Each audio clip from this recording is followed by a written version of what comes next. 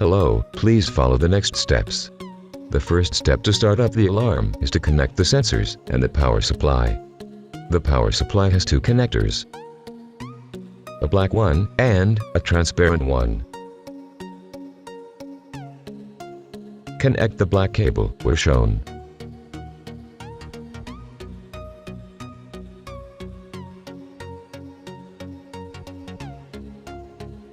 The transparent one is connected below the black one.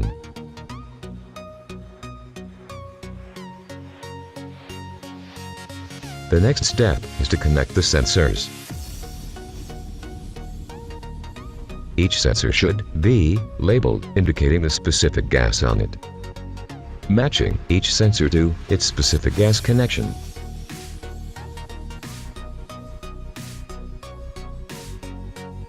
If a sensor is wrongly connected, for example, the oxygen sensor on the medical air connection, the screen will show an error message.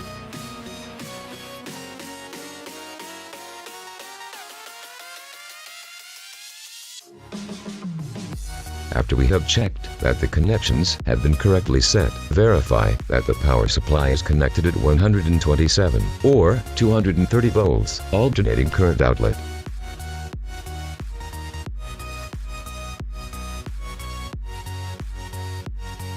Once all these have been checked, we proceed to start up the alarm. To start the power up, a key that comes with the alarm has to be used. The key has to be in a horizontal position. To turn on the alarm, turn it right to a vertical position.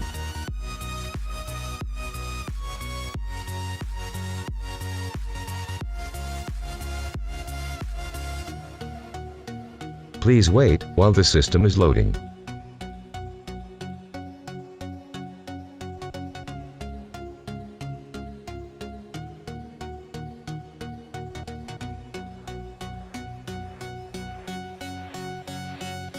The screen should turn blue. This means the system is starting up correctly. After approximately 20 seconds, the alarm should display the medical gases, their operating pressure, the name of the area where the alarm is located, and the designated module of the specific alarm. In this case, the initial configuration is set for 3 gases: oxygen, medical air, and medical vacuum. As mentioned before, if a sensor is wrongly connected, the alarm will display an error on the screen. For example, here we are disconnecting the oxygen sensor.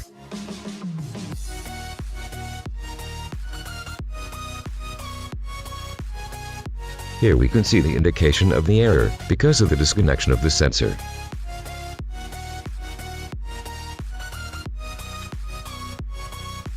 If we reconnect the sensor, the oxygen indicator on the screen returns to a normal operation. We recommend for the first startup to configure the alarm to the required needs.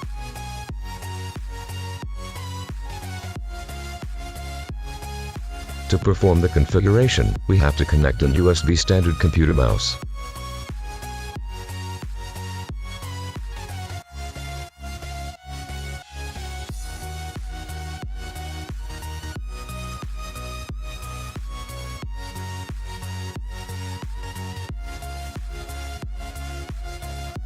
The next step is to position the cursor on any of the gas icons. Then, right-click on it. This gives us access to the configuration menu. Here, we can configure the following: the direction for identification on the master alarm, type and number of gases, from 1 gas up to 8 gases. Eventually you can modify the number and type of displayed gases if it's required in that future. Pressure units for each gas. Here you can select either PSI or bar for the positive pressure gases, and mercury inches or mercury centimeters for negative pressure gases. And the limits for high and low pressure for each gas. Here's an example of how to change the configuration from 3 gases to only 2. Click on the blue checkbox in the final column to disable the gas, in this case, vacuum. Click the save icon, a pop-up window will appear.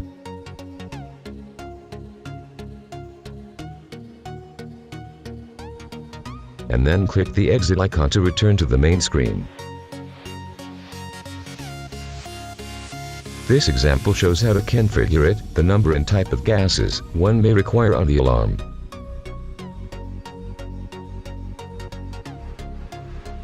To change the language, in the configuration menu, click the Change Language button, the last one on the lower screen. In the checkbox for the direction, the first gas can be addressed to a direction for identification on the master alarm. The direction for the other gases is assigned automatically after the first one. To change the type of gas, click the arrow on the gas type to display the options and select the one required. Be sure that the sensor matches the selected gas. The next column allows us to change the type of unit.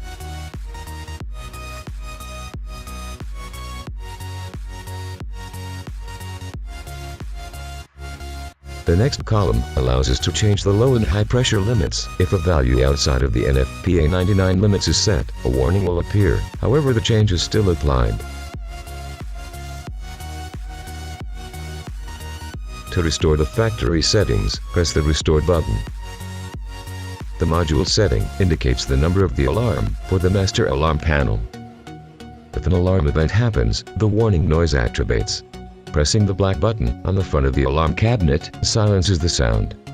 You can change the amount of time the alarm stays silenced before the noise starts again. The selection is in minutes. In the last box, you can edit the name for the area that will be monitored. This name appears on the main screen. To edit, an on-screen keyboard will appear.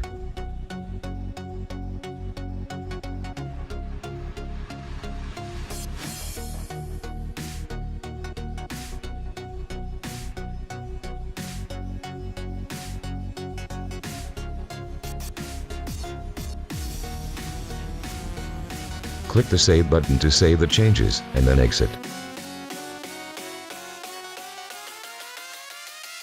To perform a system test, we can press the black button on the cabinet. The system will do a running test for the buzzer.